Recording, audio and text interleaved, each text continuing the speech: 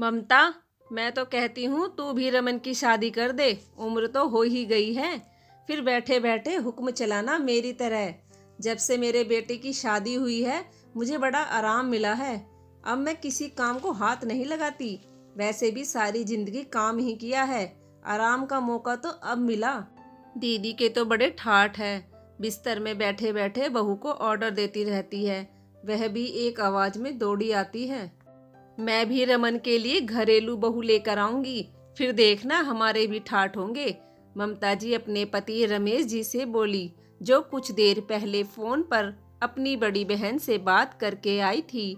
ममता जी की बड़ी बहन शीला जी के बेटे की शादी को अभी साल भर भी नहीं हुआ था। जब से बहू घर आई उन्होंने किसी काम को हाथ नहीं लगाया था। कुछ जरूरत होती तो फटाक से बहू पर हुक्म चला देती। ममता जी का बेटा रमन भी शादी लायक हो गया था। शीला जी की बातों से प्रभावित होकर ममता जी ने भी घर बहू लाने का मन बना लिया था।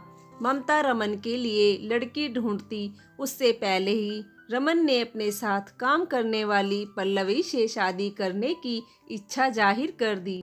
बेटे की खुशी के लिए ममता जी मान गई।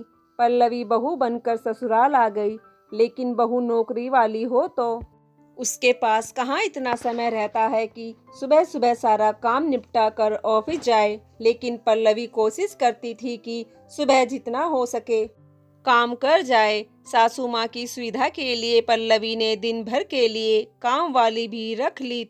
जब घर पर होती तो सारा काम खुद करती। मार्केट में सासू माँ के लिए कोई चीज पसंद आती तो झट से ले आती। अपने स्वभाव से कुछ ही समय में उसने सबके दिल में जगह बना ली थी। ममता जी को कोई शिकायत नहीं थी, फिर भी सांस बनकर हुक्म चलाने की ख्वाहिश उनकी अधूरी रह गई थी। अब दिन भर हारी थकी बहू पर वो क्या हुक्म चलाती। ऐसे ही समय बीतता रहा।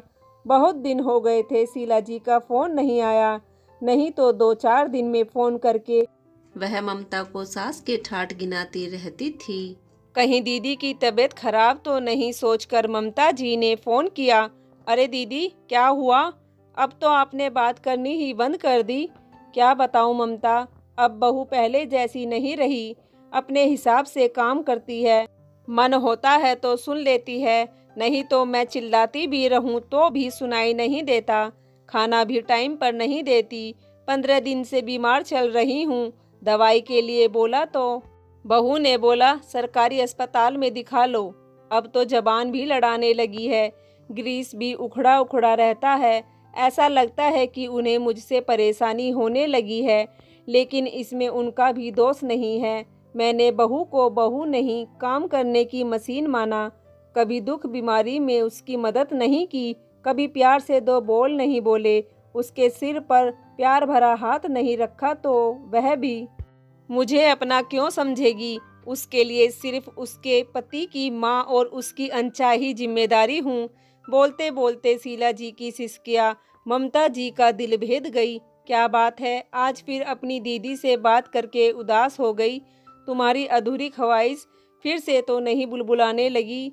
ऐसी अधूरी ख्वाहिश मुझे मंजूर है। कहते हुए ममता जी ने अपनी और शीला जी के बीच की बातें रमेश जी से बताई। अब मेरे दिल में कोई मलाल नहीं है। माना बहू पर हुक्म नहीं चला सकी, पर उसका प्यार, सम्मान और दिल जरूर जीत लिया।